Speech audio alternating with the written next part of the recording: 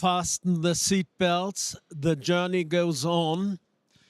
We are on the right track. We are on the fast track, having GaN now. And here we go. Alfred Vollmer will co-moderate. And Alfred. Thank you very much, Bodo. And for all of you who don't know Bodo yet, he's close to a legend. He's the founder of Bodo's Power Systems, the magazine I also work for. I'm the editor-in-chief and my name is Alfred Vollmer. But I'd like to call to the stage now Doug Bailey from Power Integrations. So Doug, here you will find a microphone. The stage is yours.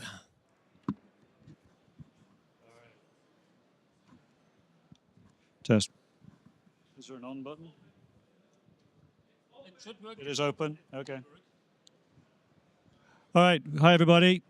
I'm going to talk about high voltage GaN. That's the specialty of my company. We started off with 750 volt GaN. That was our first product. We've been using that in little flybacks for appliance applications, notebook chargers, cell phone chargers, and that kind of thing. But we've had a lot of requests for higher voltage. And about 2 years ago, we released an 900 volt GaN.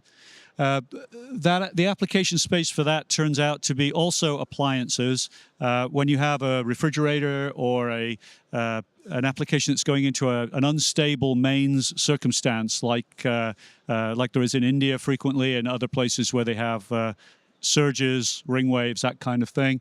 It's nice to have the extra headroom. The other place we put 900 volt GaN is automotive. It's an automotive qualified technology, and there are cars out there on the road right now with emergency power supplies with our 900 volt GaN in the emergency power supply inside the inverter of the vehicle. About a year ago, we issued a 1250 volt GaN. The reason for that one is it's a very good technology for metering systems, three-phase, and bias supplies that are being used in industrial applications. And then most recently, we issued 1700 volt GaN. As far as we know, we're the only company with production supplies of 1250 and 1700 volt GaN. 900, I think other people make that claim. We've been in production with it. We've automotive qualified it. And so we're pretty confident that we are the technical and market leaders in GaN above 750 volts. We also think that, because we were one of the first companies with GaN of any kind deployed in the market, that we're the most knowledgeable, most capable GaN company in the world.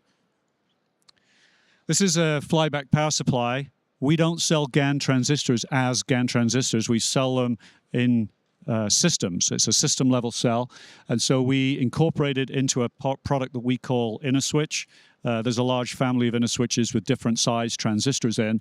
The product includes the GaN transistor, primary side controller, a digital isolator, and the secondary side controller, which incorporates the synchronous rectifier. So it's a flyback power supply, essentially on, as far as you would be concerned, a customer would be concerned, a flyback power supply on a chip. It's very convenient. You put it down, it works. That's the usual feedback we get from customers, is it's very little design effort required to use GaN. We isolate the difficulties of driving GaN from the customer so that they get all the benefit and none of the pain. This is what it looks like when you decap the part. It's got the primary and secondary controllers. You see the isolation barriers that patch down the middle. And then we have a cascoded structure for our GaN. Ours is a depletion mode GaN. We believe in depletion mode rather than the E mode. The main reason for that is that D mode is more robust. The difference in voltage between blowing it up and fully enhancing the channel is about 20 volts, whereas in E mode it's about 1 volt. So you got to be very careful how you drive an E-mode GaN. If you want to enhance it, your chances are you're going to break it. Whereas with D-mode, you get an awful lot of headroom. And then this is what it looks like on a circuit board, 1700 volts worth of isolation, nice big package with plenty of creepage across it for applications where the bus voltage might be up to 1,000 volts or more. Talking about efficiency. So why do you want to use GaN in this application? Well, if you use silicon, the power supply efficiency is probably in the high 70s or low 80s%. Using GaN, even with high voltage, the capacitance is not the drain source capacitance is not a crimp on your ability to be highly efficient. So we have over 90% efficiency in power supplies running off 1,000 volt buses. Thank you for your attention.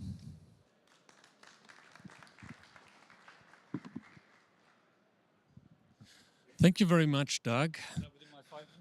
Oh yeah, you were very good in terms of timing. Thank you. And our next speaker will be Dr. Wesley Hsu. I think you will be bringing your own notebook computer? No? Okay, very good. So please take your microphone. We are now listening to Dr. Wesley Hsu from Sanan Semiconductor. Hello. Good afternoon.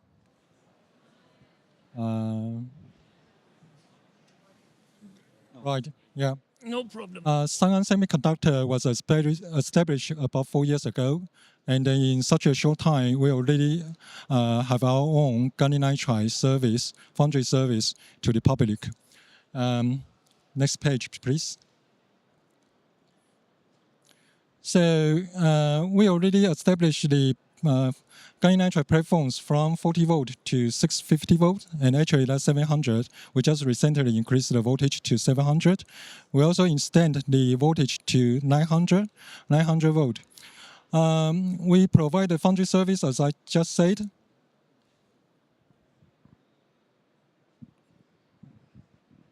Okay, yeah. And we also provide some standard devices that you can use your brand on our devices to sell to the public. So, for example, that over here you can see that we have the 100 volt, the RDS arm down to 2 milliohm, and we also have the 650 volt, 700 volt, up to 230 milliohm. Our company also provides different discrete packages. All right.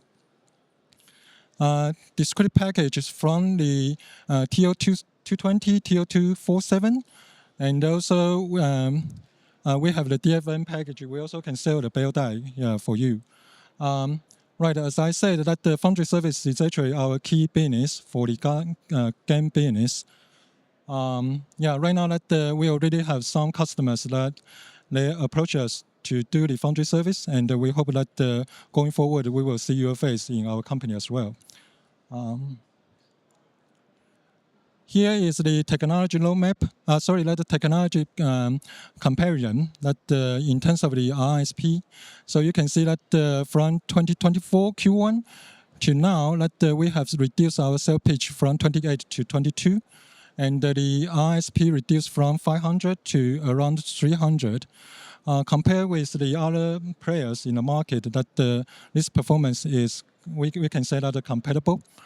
We also have some other new plan to further improve the device performance by reducing the cell pitch to 18, and that will give us around 200 millimeter square RSP for the 650 volt technology platform. In terms of the process capability, that over here we show something regarding the metallization, planarization of the metal layers. We also can do different top metal, including the nickel, palladium, gold top metal, as well as the copper pillar. Right, and here is the lab test result of our platforms. We have done a lot of, based on the AEC Q101 requirements, a lot of the live tests, for example, the HTRB, HTGB, HTO, and some dynamic tests as well. Yeah, all this has passed the 1,000 hours. And the final page is about our service. We provided end-to-end service, including from the first beginning. If you want to do the TK simulation, we can do that for you. And we also can do the layout drawing, layout design, layout optimization based on the using the R3D simulation that to give you the layout. And we also can provide the epitaxy, as well as the device integration as well. Then let the wafer level test, including very time-consuming wafer level burn-in test. We also have our own reliability test that recently is past the qualification. It actually can receive the request from other customers that to do the live test for you and give you the certificate. So almost everything that can be done in-house. That, as I say, this is an end-to-end service. We also can do the assembly for you. Yep. So that's everything. Thank you.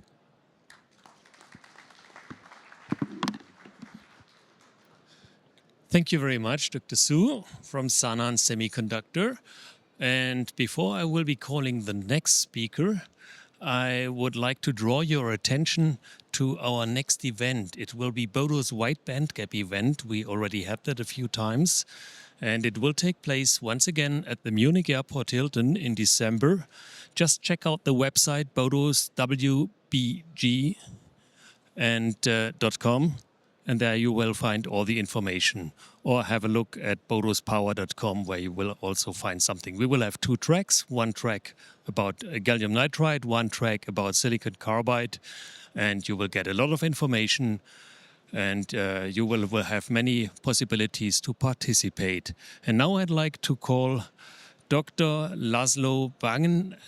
Did I pronounce your name correctly?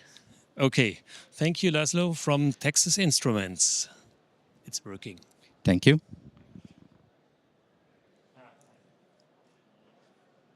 So I'm going to have a little bit different talk. I'm not a device guy, so I want to show you what's happening after you have a good, reliable GaN process available for you, and how to innovate with that one on a system level. It's system-driven innovation, and I want to show you what can be achieved if you pursue this path.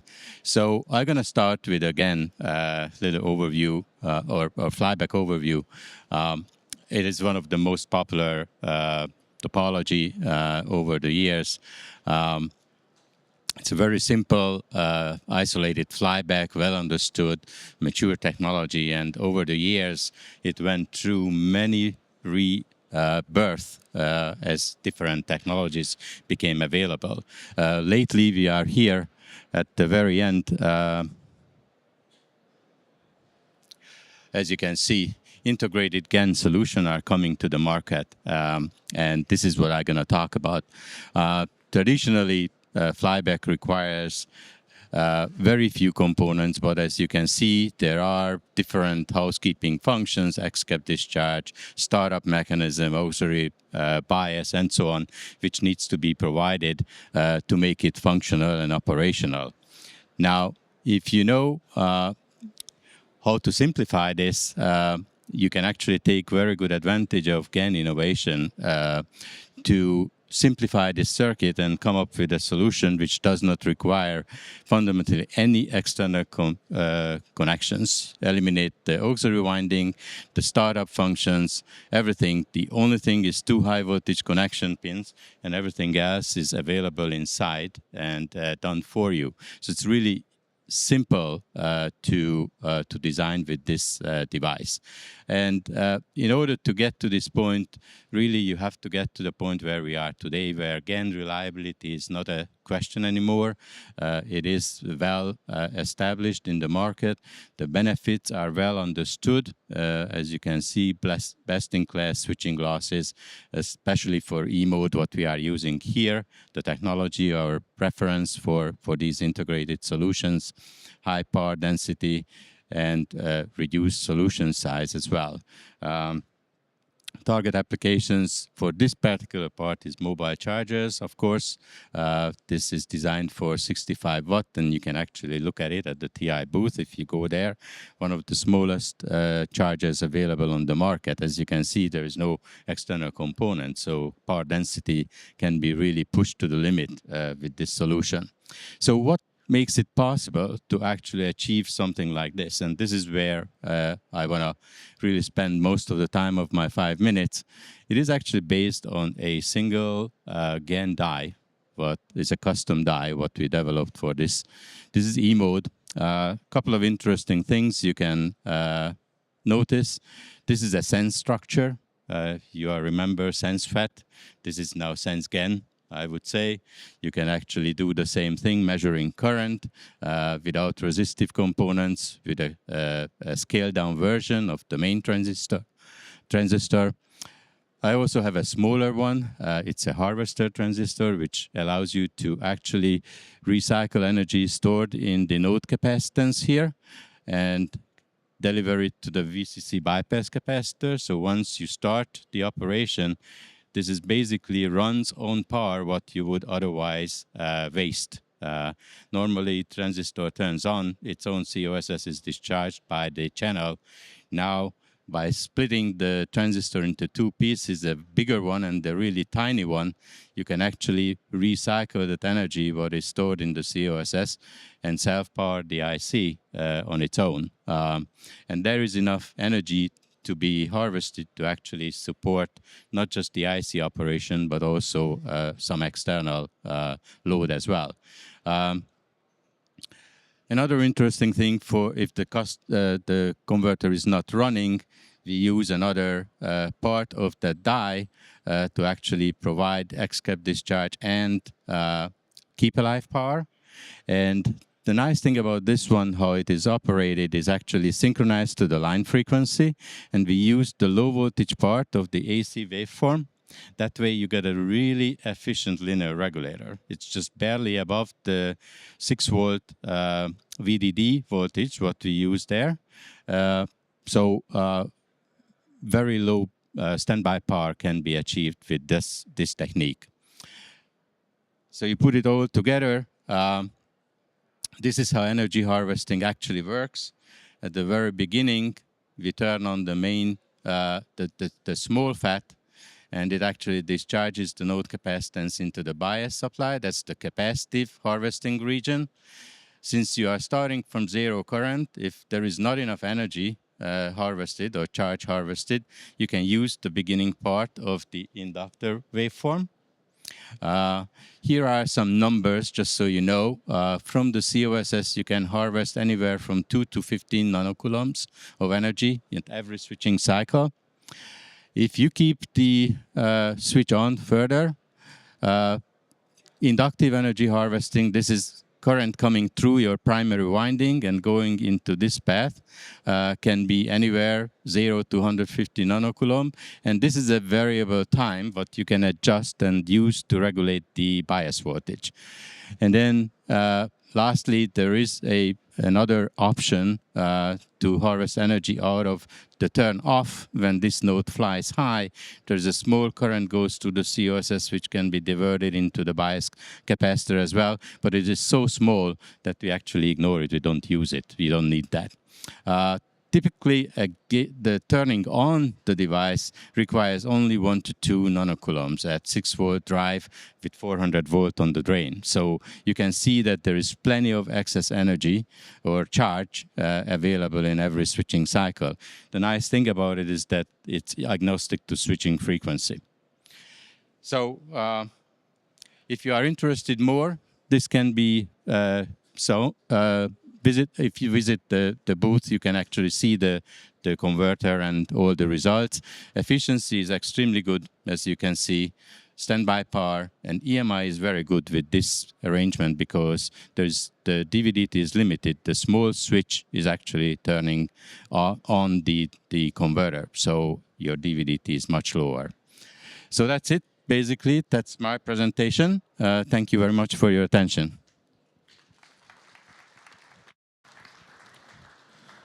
Thank you very much, Laszlo. And now I'd like to welcome our next speaker to stage. It's Dr. Mohamed Iman from Infineon Technologies. Here you go. Thank you. Green is next. So do you hear me? Test, test. Okay. So I'm going to give this presentation or talk a different spin than my previous colleagues. I just want to make some fun. You know, we're power electronics. We come every day to work, and we're hoping, you know, to make our devices smaller, systems smaller. We go home and we are trying to make more money, want to get more stocks, etc. I'm always kind of like puzzled by, you know, what we do in our life relative to what I do as a power electronic engineer. And maybe, you know, to some extent, that what makes me come to work every day, in my opinion. You know what I'm saying? That's what I like about coming to work. But nevertheless, I think we all know the trade-offs between, you know, cost and performance and in power electronics. And Infineon, generally speaking, I'm just gonna quick here. Our approach to address this parity basically was how do we basically change the slope? Not, you know what I'm saying, paralleling the slopes, like what everybody does. It was always incremental changes, getting FOMs, etc. But even with gallium nitride, our intention is to make the slope different so that we can get the best from performance at the lower cost. And that means we needed to look at things from a system perspective, like my previous colleague was speaking, and look at the architecture and the topologies that are out there. And at the same time, enable, you know, migrations from 6-inch to 8-inch to 12-inch. You know, Infineon demonstrated the first 12-inch with the whole objective of addressing this cost-performance trade-off, as well as addressing new topologies. What can we do with the topologies that are out there, and how do we basically enhance the features of the topologies?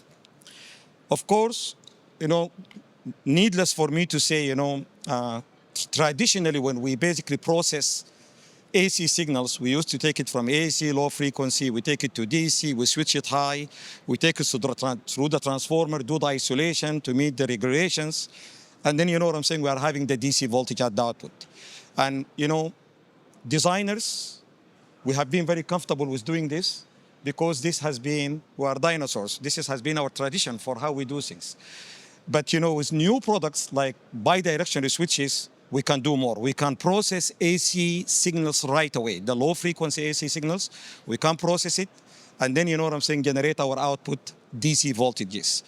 And today in the keynote speech in the morning, I know a colleague from InPhase gave a very nice speech about the use of these bidirectional switches and how they can impact the change in the market and the topologies, basically.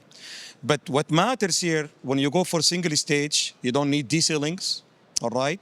You don't basically, you simplify the number of the components that you have. And what I liked about the bidirectional switches is that from the beginning, they are at parity with silicon. So because I'm comparing a 4-to-1 type of kind of like comparison, if you look at it to silicon. So there were questions in gallium nitride at the very beginning, cost relative to silicon cost. When I looked at the bidirectional switches and looked at the topologies and how we can use it, because we're replacing in a way 4 silicon switches with a GaN switch, the cost parity was there from the beginning, all right? Now, interesting, Infineon, we were basically looking at things, not just limiting ourselves for just the performance of these devices. We have them in different RDS zones. Please come to our booth. We have them in different voltage ratings.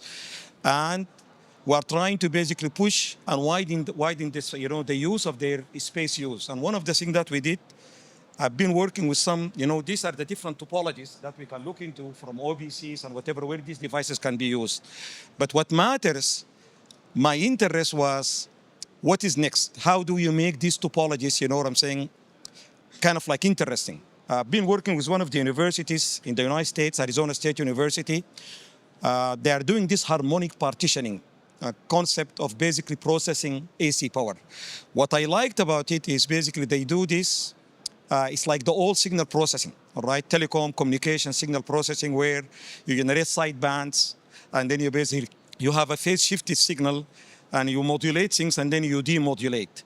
And the outcomes of this was significant. When we looked at it, and we looked at the topology, the savings was significant, performance was amazing, And, we felt it will open the door for more to come, basically. And just to show you quick,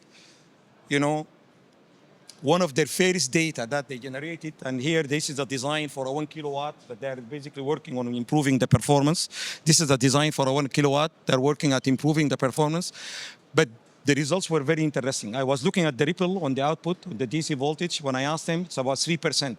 All right, that's what they communicated to me, 3%. I loved it, basically. And for Infineon, so for us, to make sure that we widen the use of these devices, our approach was completely different. We didn't look at these devices or products as the way we look at it as discrete. We wanted to look at it from a system perspective. So everything we do was application-centric. We want to build up the capabilities in-house to make sure that when we basically pass it over to our customers, they are pleased and they are convinced, what I'm saying, there is no issues with reliability, etc. And in my opinion, so far so good. The product is already commercialized. We launched it. Please come to the booth and let's talk, and we'll share more data. I think 7/4/20. That's our booth. And I'm done. Okay. Thank you very much. From Infineon, that was really, really very much on time, by the second, I think. And now I'd like to call to stage Llew Vaughan from Navitas Semiconductor. Yeah, he's just leaving his headphone over here. Llew, we are listening. Oh, cheers, thanks.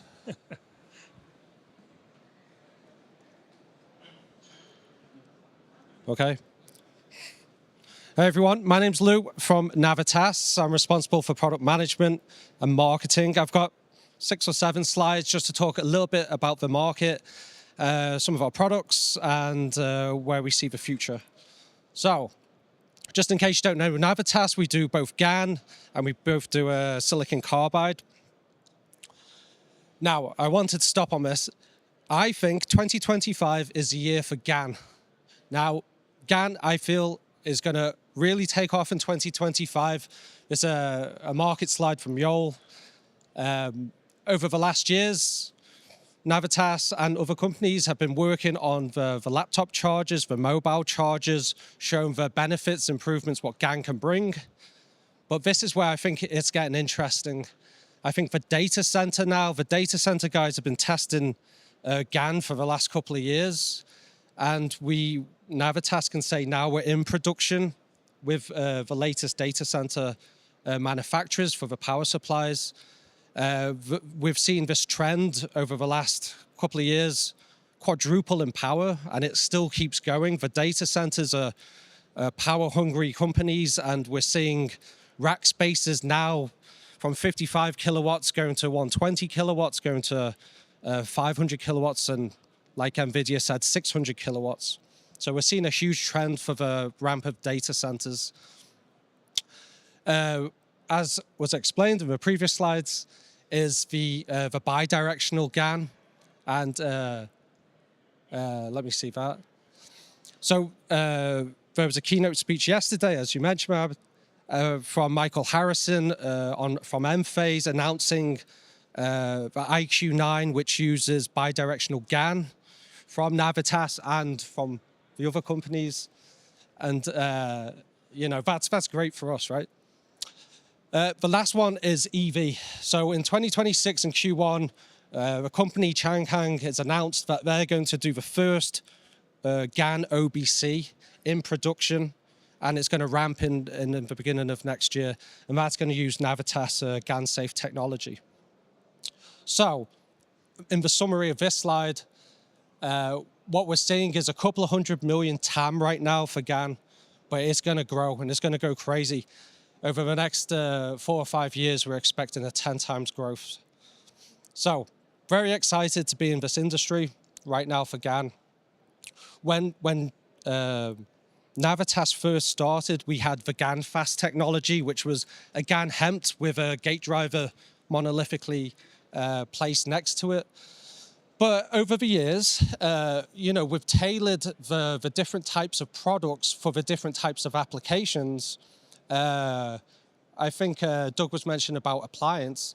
Appliance is a growth market, kind of different for GaN because you wouldn't expect it to be in such kind of a bloody market like white goods and appliances, but there's a lot of cost downs that can be used with GaN. If you stop by our booth later, you can see it.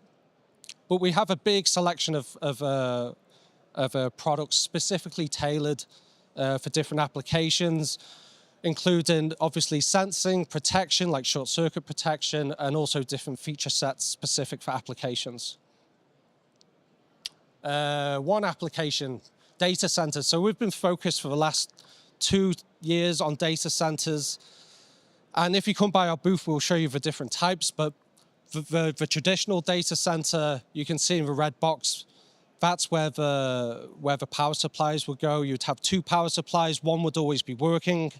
The other one is redundant. And we have a solution for that. The next one is for the hyperscalers, where it's OCP compliant. And these are the longer, where's my laser? These are the longer ones, what hold a lot more power. This is the future, where you see like Microsoft and Google and AWS leaning towards. And then the last kind of architecture is a 400 volt DC. And this is, Google's been pushing this for the last several years, but we think now it's a time and a place where it's going to actually come to fruition in the next 1 or 2 years. And this is what we've been doing. So we had a data center strategy, a power roadmap, where we made all these reference designs to show our customers the functionality, the benefits of GaN and silicon carbide. And we see that GaN is a perfect solution for data centers. It's soft switched, it's very high frequency, everything you need in a power supply. So data centers, I think for GaN is a huge growth. Lastly, electric vehicles. I have to talk about that because we're going to go into electric vehicles next year. We make reference designs too for EVs to show, the size, the efficiency, and the weight improvements. Like I say, also the bi-directional switch, which was talked about a lot. That's something we have. It's in production. It's in the IQ9 at M phase, and I think what Mohamed was saying earlier is this the ability to switch this to this new topology of a single stage conversion. It's revolutionary, and I think once everyone understands it a bit more, this is going to be a big transition in the power conversion market. And I think this is the last slide. So yeah, we have our GaN safe. This is automotive qualified, and our bi-directional switch. So with that, thank you. Thank you very much.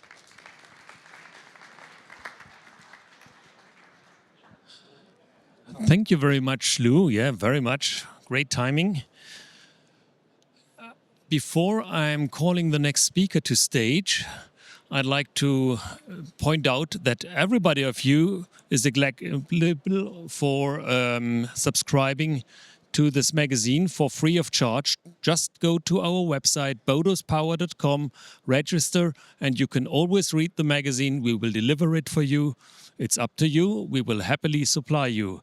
And now it's time to say hello to Dr. Alex Lidow, the founder and CEO of EPC. Alex? Thank you so much. So at EPC, we've been specializing in the lower voltage ranges of gallium nitride, really 200 volts and down. And most people have felt that the lower limit for GaN is about 40 volts. Well, today we're going to talk about going down to the bottom. And as a professor I had many years ago, Richard Feynman said, there's plenty of room at the bottom. So let's see what we've got. Well, we just, at the show, we're introducing our 40 volt technology. It's a whole new technology, a different way of making gallium nitride. And it really is quite revolutionary, and it's allowed us to shrink the die 2.5x. Compared to not just prior generations of GaN, but also about that same compared to silicon. And this is the comparison in terms of the figures of merit. For those of you who are tuned into GaN, there are really 3 figures of merit that make a difference. The first one is cost. And you can look at that. The gauge of that is the die size for a given on resistance at a given voltage. And lower numbers, of course, are better. The second one is the hard switching capability, figure of merit, and that's R times QG. And then there's soft switching. Between these three, it really tells you how high performance it is, how low it'll cost, and the lower numbers are always better. And here's a comparison between the best MOSFETs, our prior generation of GaN, and this new generation. So there's a substantial change in the capability of 40 volts. In a 1 kilowatt LLC designed for AI servers. We've been in AI servers for several years. 1 kilowatt's kind of the standard. It's a standard format, 23 by 17 millimeters. At 1 kilowatt, they run at a megahertz. It's an LLC configuration. We've been on the primary side for years. And now this is a comparison of the losses between a Optimos device, the best MOSFET, and our new generation 2366. And what you can see here is a breakdown of all the power losses in the 1 kilowatt power supply. And the biggest bar on the right-hand side is the orange losses from the on resistance on the secondary side. That's a sync rec. That's always been the biggest losses, and that's from MOSFETs.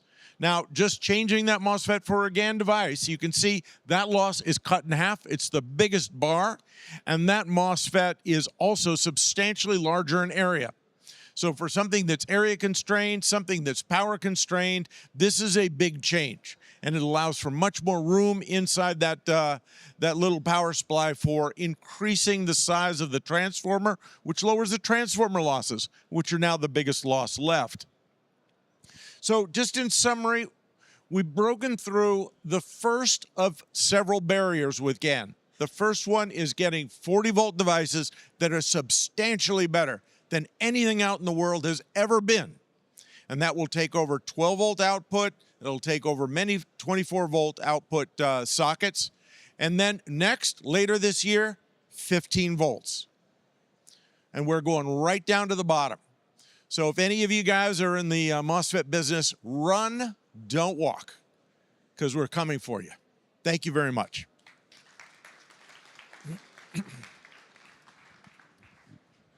Thank you very much, Alex. This was fast and spot on. So we can directly move on to our next speaker, which is Daniel Murphy.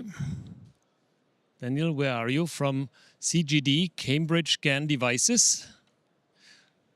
Daniel, it's up to you. It's running. Okay.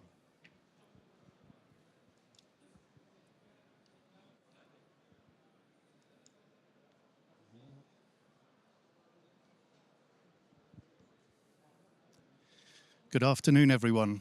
Thank you for joining the session. My name's Daniel Murphy, Director of Technical Marketing at Cambridge GaN Devices. So what I'm going to do today is talk about the work we're doing in Cambridge as we plan to enter the automotive market. The area that's of particular interest for us is actually traction. So you can see on here the focus shifting from industrial, data and telecom through to automotive. And over the course of the next few slides, I'll go through the reasons for that, and I'll explain our technology and why we see it as a good fit for this application. So the iScan interface. So this is essentially the DNA of Cambridge GaN Devices. This is our unique selling point. So what we have here, if you consider this is the die here, we have a low voltage integrated circuit monolithically integrated onto the die. And what this is doing is providing a number of features. So first of all, we're shifting the threshold voltage using this interface from about 1.8 volts to 3 volts. And then this shift in the threshold voltage, together with the Miller clamp, which is integrated, means that our device can be run at 0 volt switching for turn-off. So what this interface is doing is essentially turning a GaN transistor into a similar driving structure as a standard power MOSFET. So with our GaN, you can use a standard silicon driver. And as we mentioned here, ease of use is something that we see as a huge benefit. And I'll explain how this works in high power class applications shortly.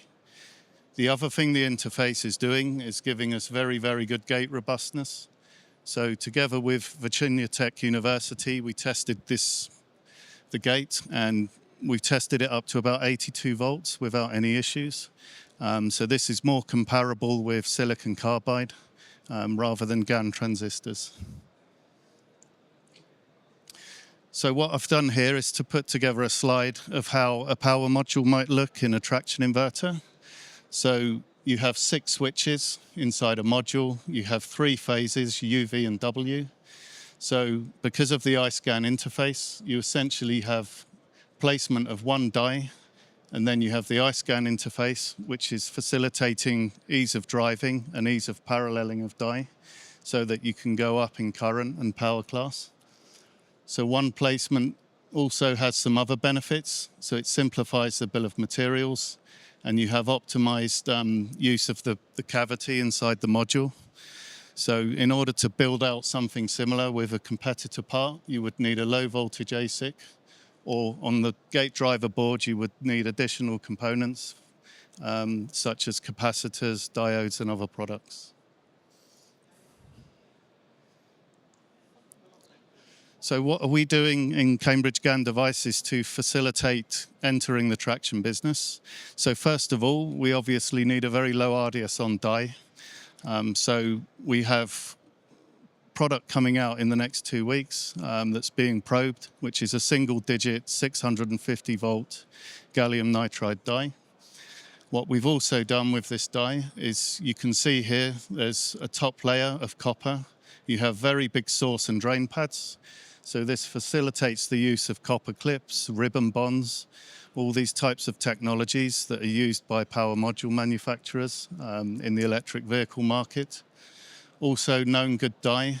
By the end of the year, we will have KGD capability on our product, which is something strongly requested by our customers. If you look at the right-hand side of the slide, what we've done is to develop some power modules of our own. So as a business, we have no intention of going into production with power modules, but we recognize that to enter the automotive market, we need to build these modules so that they can be shared with OEMs and tier ones, so they can do testing. They can benchmark the efficiency against silicon carbide modules, IGBT modules, and these modules are available over the summer. So that brings me to the end of the presentation. And I thank you all for listening. And if you have any questions, please feel free to find me afterwards. Thank you.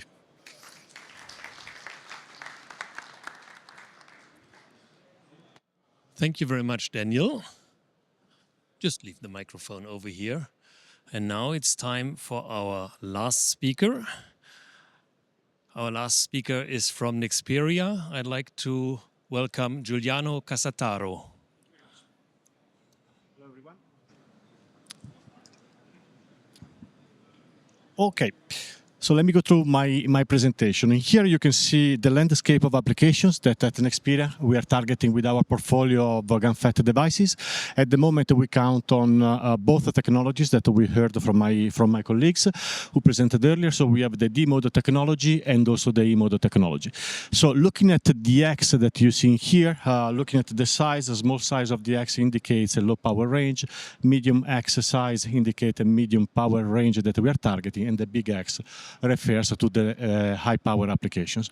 As you can see, starting from the top, we have the high voltage GaN-FET, and we are addressing outside of the automotive all these applications, starting from consumer, datacom, industrial, and also we have some other applications like the audio amplifier, which are niche but important application in terms of application experiences.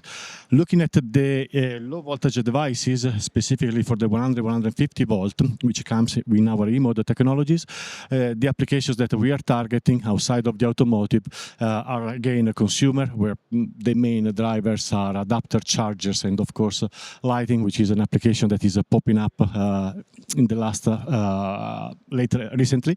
Then we have of course the datacom market, the industrial, and also some other niche application like the wireless chargers or the audio amplifier. Last but not least, we heard from my colleagues the introduction of the bidirectional GaN FET devices, so the possibility to replace a true back-to-back silicon MOSFET.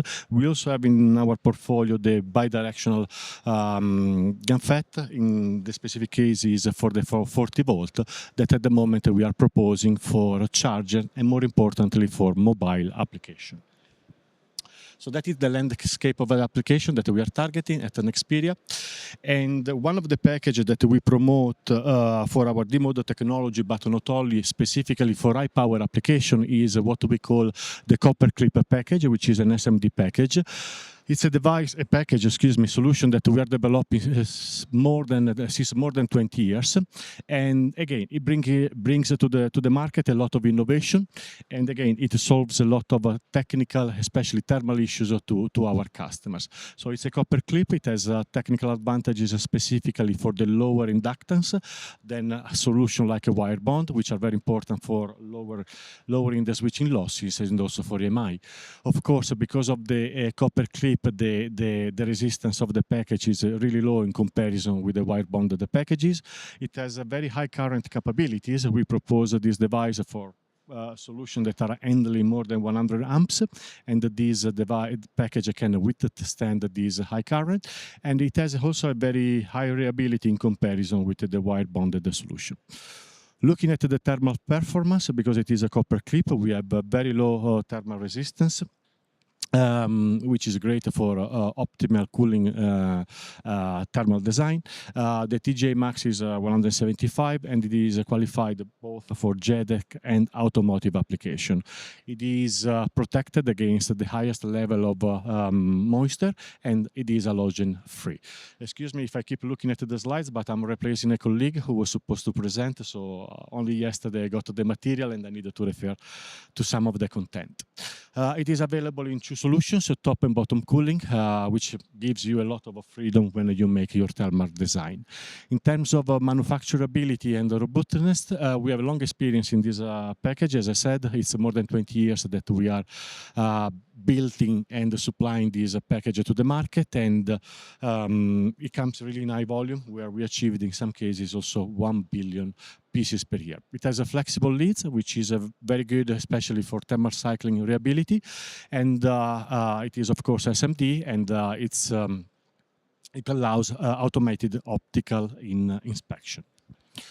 So that is a piece of innovation that we bring to the market for the high power market. And in terms of application, we are covering two applications that we are addressing today with our E-Modo technology. In this specific case, we are looking at the chargers. We have two topologies, a 65 watt, flyback, and then 120 watt with a PFC and an active clamp flyback. As we know, as we heard from the previous presentation, GaN is very strong in terms of low switching and the conduction losses, and if they are used by high frequency, they enable basically a big strength of the dimension. So basically, you improve your power density, and that is a key selling point for the GaN technology. And here in the schematic, you can see where we are proposing today our high voltage solution to replace the silicon switches, and also for the low voltage, we see some opportunities for the rectifier. So if we want to refer to the main technical value proposition, we have, of course, as we heard also in the previous presentation, better figure of merits are designed by the gate charge versus the silicon technology. So it enables lower conduction losses. It has a low capacitance, which is very important for the hard switching topologies in high frequency application. And then we have a low recovery charge, which reduces, of course, the power losses and the dimension of the passive components. Another application that we are targeting with our e-modo technology, this is particularly our bidirectional GaN switch 40 volt that, as I said, we are promoting heavily in consumer application. And here you can see some topology where this device can fit very well, like in laptop application, specifically for a buck boost converter. It enables some multiple input switchers. Then another example, looking at the second drawing, it can charge from a single charger. You can charge a multiple battery. It has also a good application in the high-side battery switching. Last but not least, is for the when the battery is not operating, so it's disconnected from the load, the bidirectional switch works as a protection to avoid leaking current from the battery. I believe that was the last slide from my side. Thank you very much for your attention. Thank you very much, Guiliano Cassataro from Nexperia. I really appreciate that you are here in order to listen, but you also have the possibility to ask questions. We've got all the experts here from the companies presenting. Who would like to ask the first question? Bodo will be moderating. Hey, it's always good to have a question from the auditorium. If there is no question, the presenter will be happy to see you on their booth for individual talk. It was great to see that we have such a good session, and we are looking forward. See you in December at my White Bandgap event in Munich at the Hilton Hotel in the airport. Thank you very much to the presenter. They are well trained. They are all in time. That has not been always. But now we reached a good status. Thank you very much.